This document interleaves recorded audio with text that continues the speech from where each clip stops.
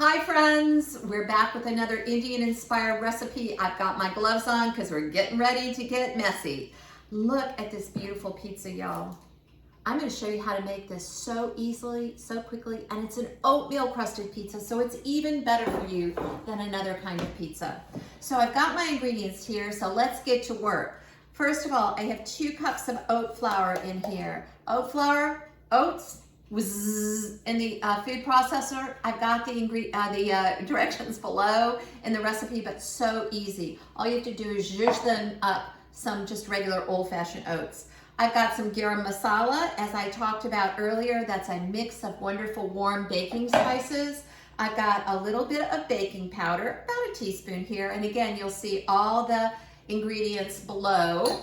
I've got some garlic powder, about a teaspoon of garlic powder, right in the bowl. And then I also have a little bit of sea salt. So that's going in with my dry ingredients. And I'm going to take my flat roux whisk, that's that flat roux whisk that I use all the time, and just move that around a little bit so I can start with my wet ingredients. You're not gonna believe that this comes together. When you see it, you're gonna think to yourself, there's no way that's gonna end up looking like that beautiful pizza, but I promise it is.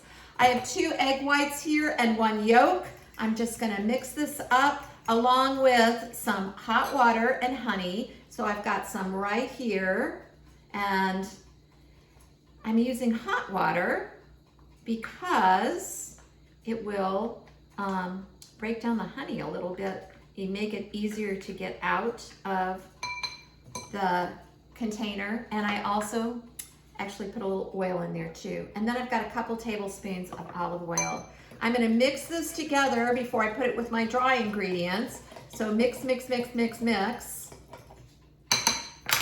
And then I'm gonna move this over so you can see what I'm gonna do now. So I'm just gonna put my wet ingredients into my dry ingredients, that oat flour mixture. And now I'm just gonna move it around a little bit so that it gets all nice and mixed up. And then once it creates a dough, which that's what we're looking for, just like if we were making a regular pizza dough. We don't have to wait for this to rise or anything because it doesn't have any yeast in it. It does have a little bit of baking powder, but here we go. And it's gonna make a really, really stiff dough here. So here's my stiff dough. And now I'm gonna use my hands, my best tool for this, and I'm gonna put this dough out on my sheet tray that I've lined with parchment. And then I'm just gonna move this pizza dough out a little bit. So it's an oatmeal crusted pizza. And again, you're gonna think to yourself, there is no way that this is gonna make a good pizza. Can't wait for you to try it because it's gonna be crispity crunchy too.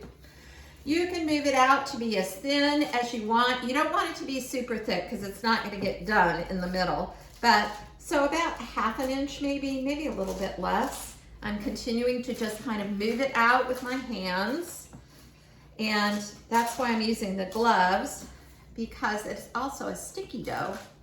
And I want it to come off my hands. Oops, it's starting to get stickier. So there we go. You don't have to make a perfect square. It's gonna kind of even out itself anyway.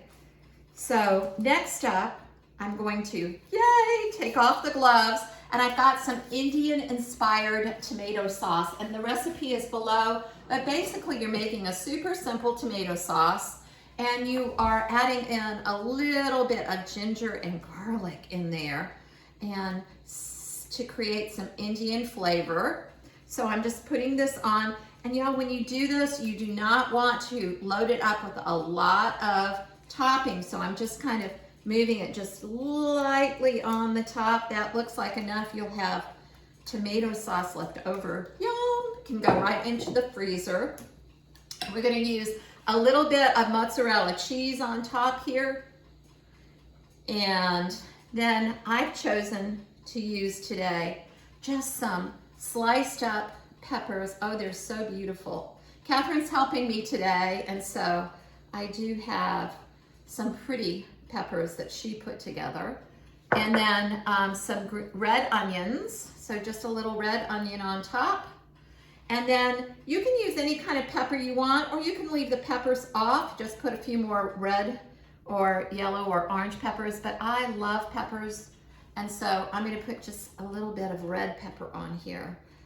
And then it's gonna slide into that 400-degree oven. And in about 15 minutes, I'm gonna put this aside and pull my other pizza right back over. In about 15 minutes, you are gonna have a beautiful pizza that looks just like this. I hope you make this recipe. I hope you enjoy it. You can use any kind of toppings. And I hope that you get inspired to cook Indian food. So until the next recipe, bye.